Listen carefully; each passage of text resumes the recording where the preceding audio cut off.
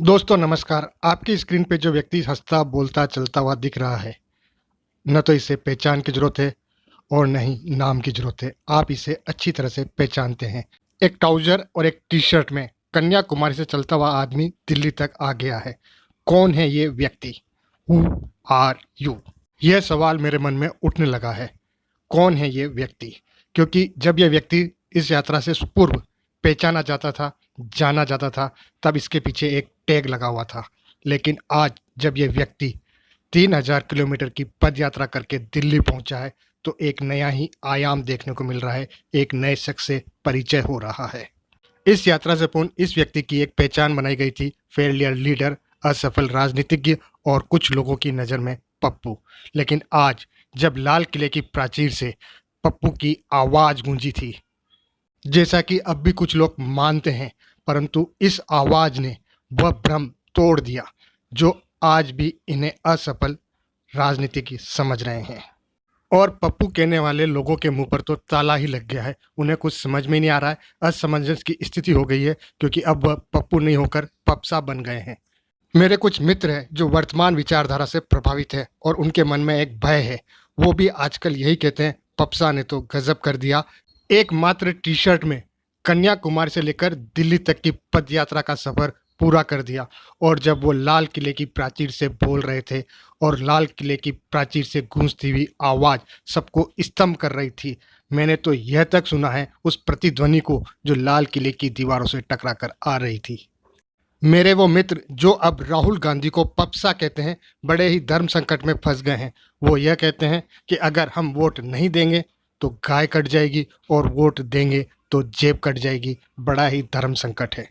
लाल किले से जब राहुल गांधी ने ये पूछा था, जेब काटने से पहले क्या होता है, आप समझ नहीं सकते हैं। एक ऐसा सवाल जिसे आम जन रोज भुगत रहा है पर समझ नहीं पा रहा है, उस सवाल का जवाब उनसे देते नहीं बना। और जब राहुल गांधी जी ने स्पष्ट किया कि आपकी जेब काटने से पूर्व आपका ध्यान भटकाया जाता है, तो यह बात उन्हें इस तरह से समझ में आई जैसे कि यह बात तो उन्हें जन्म घुट्टी में घोल कर पिलाई गई थी कि जेब कतरा आपकी जेब काटने से पूर्व आपका ध्यान भटकाएगा।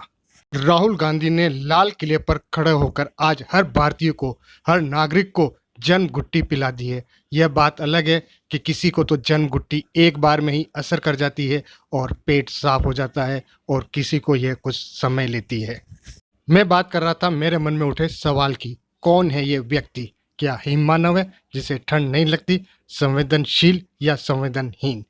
संवेदनशील तो हम कहेंगे, क्योंकि जब हमने राहुल गांधी को इस यात्रा में देखा था, छोटे छोटे बच्चों को, माताओं को, बहनों को, नौजवानों को, बुजुर्गों को राहुल गांधी के पास आकर ये बड़े ही सहजता से अपनी बात कहते थे। इनकी संवेदनाओं की गहराई को राहुल गांधी बहुत अच्छी तरह से समझ रहे थे।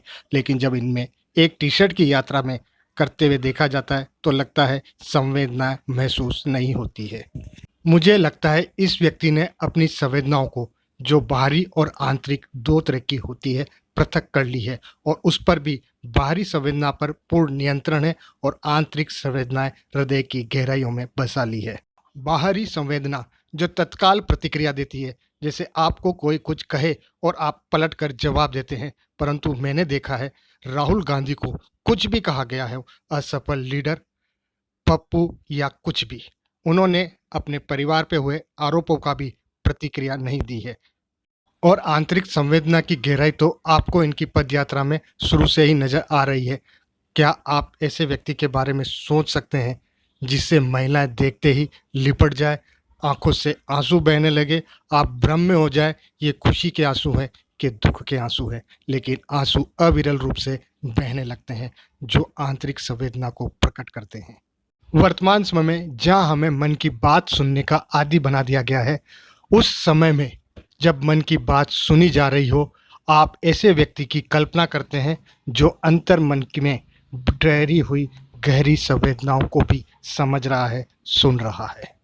क्या मन की बात सुनने वाला समाज अंतर मन में बसी हुई गहरी संवेदनाओं को सुन समझेगा, समझ सकेगा?